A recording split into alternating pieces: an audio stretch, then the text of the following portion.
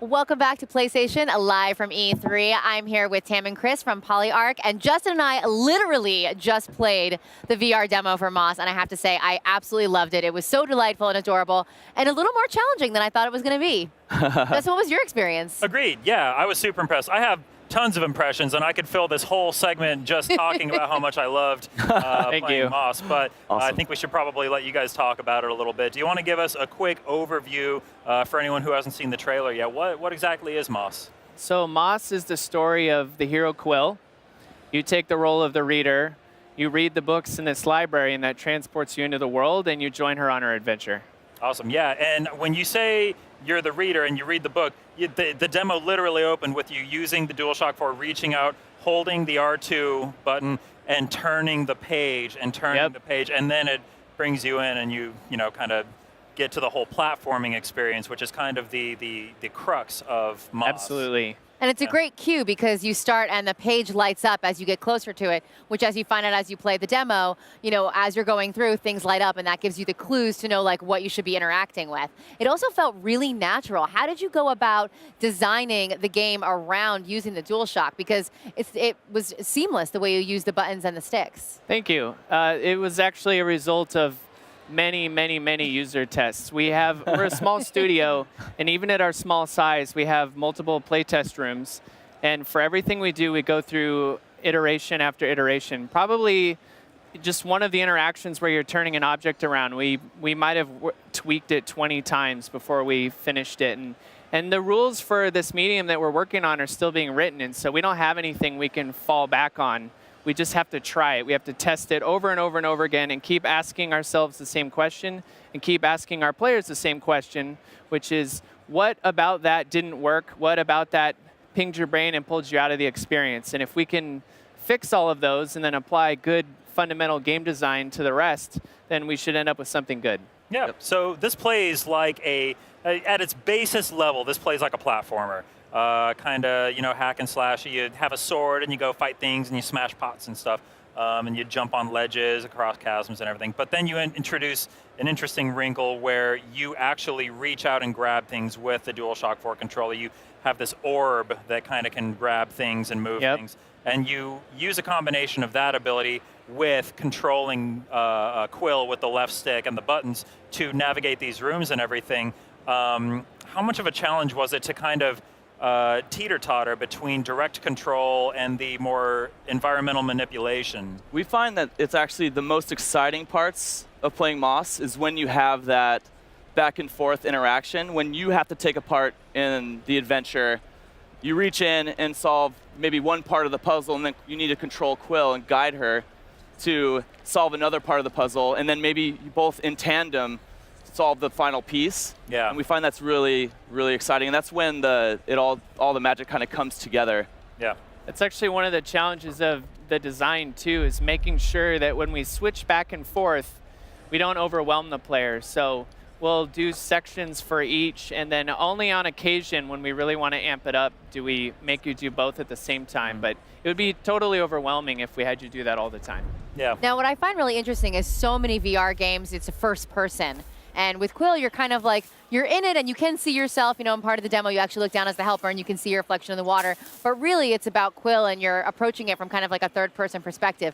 Was that your idea from the beginning, or was there an idea that maybe you would play Quill as a first person, or from the beginning you were like, nope, we're gonna do it third person? So the design of the game really came out of what we thought were the primary principles of what we believe would make a good VR game. And that's making people comfortable, immersing people in the world, and really utilizing the physical interaction that's possible. Like, it's so compelling to reach in and grab and move things that we really wanted to emphasize that. And so from the beginning, we knew that was going to be the key, that you were going to reach in and you're going to have a sense of place and be in this place that you are really altering with your motions.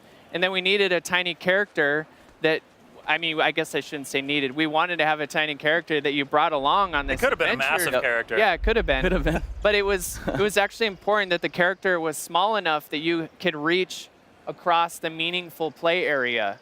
And so that's where Quill came from, and that's where the game design came from. The environments are so lush, and the sound design, even just having those headphones on when we were playing the VR game, you can hear the little woodland creatures, and like as you're opening the book, it gets stronger and gets louder. I love how she makes these little struggling sounds as she's like getting up on that ledge. Like, the sound design is really, really well done. Yeah, we found that all the same things that are important in flat screen games still matter, but the kind of the balance of how much they're important has shifted. And we found that while sound design and animation were always important, always, they're even more important now because those get to the root of your brain down at that part that allows you to believe that it's real or not. And so that was very intentional that all of that audio makes you feel really immersed. Of course. I want to call out the art direction, generally speaking, too, because on the screen, it looks like a beautiful game, but it really just is taken to the next level when you strap on the headset and you're in there and you're surrounded by all of these lush trees and the amazing statues that you guys have put so much work into detailing, and even the dark room that we see at the end of the demo and everything. It's all so impressive, especially in VR. How has it been trying to design these environments in VR? Have you faced any interesting challenges, like in terms of like how far do we draw out and stuff like that? Absolutely. We are faced with a lot of challenges with this new medium, but it's also equally exciting to explore and create something and then minutes later be inside of it. Yeah. To play on the player's emotions a little bit, like in what part of the tale is Quill on? Is she in a happy place or is she in a dark, scary place? And making a nice, warm environment where the sun's beaming in and Quill's there and you're there and you have a moment to kind of breathe. It's really nice to kind of like all the warm lighting, all the like nice sounds and all the like pleasant animations that our team make.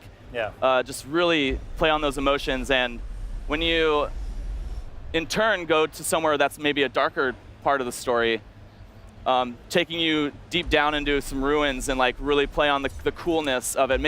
You can actually feel like you're a little bit colder even though you are in your virtual reality VR headset. has that effect. It can trick your brain in some really there better interesting not be ways. any time trials in this game because I already caught myself being like, whoa, look at everything. There's so much to take in. Yeah, we definitely want you to detail. feel comfortable and we want you to want to be in there with Quill and go on that adventure together. There was, I think it was the second to last room that we were in the demo that we played, where it was actually a fairly involved puzzle where you had to spin a thing around, take control of a beetle, have it stand on a switch, all that stuff.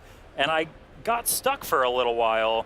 And one thing I love that you guys tucked in here is, so I'm a sucker for idle animations, and I've talked about this at length before. And this is kind of a new take on an idle animation where Quill actually looked up at me and said, like, Yeah.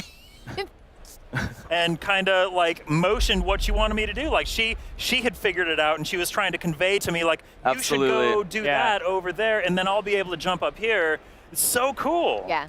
Yeah, we really want to make sure that she has agency, and it's very easy to rob her of the agency if all of the focus is around giving her input and guiding her.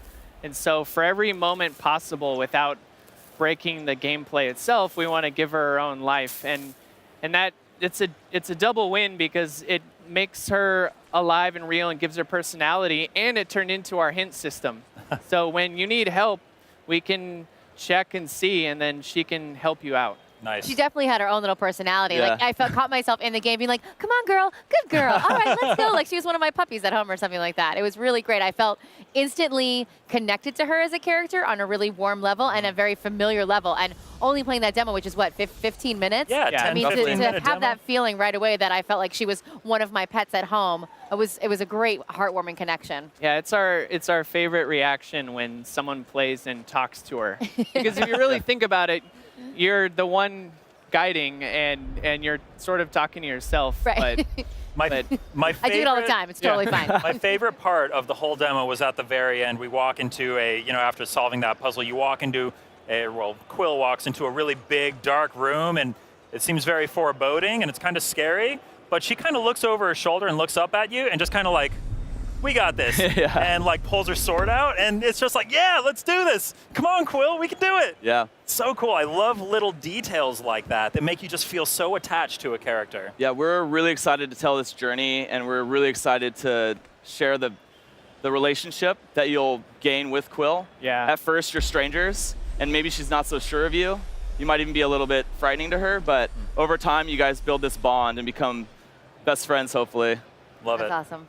All right, guys. Well, thank you so much for being on the show. We Thank really you. Thank appreciate it. you. Thank you for letting us do a little VR demo before we even got here. It's so Absolutely. hard with VR when you're trying to explain like what it is, and to be able to experience it and come out here and share that with all you guys, it was really, really awesome. Yeah. So thank you for that. Thank you very Don't much. sleep on this one. Moss looks fantastic. I'm impressed. Thank you so much. Thank you. Really great.